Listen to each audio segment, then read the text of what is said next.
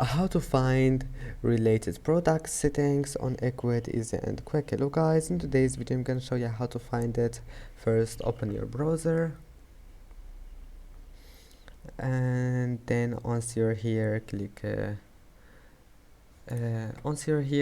settings and go to general settings, and then go to cars and check out, and now scroll down, scroll until you find this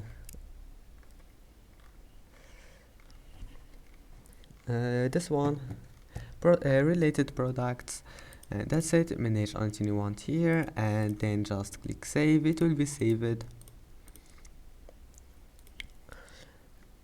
and I hope that can help you. And that's it for this video. If you like this video, don't forget to like and don't forget to subscribe, and thank you for watching this video until the end, and see you in the next video.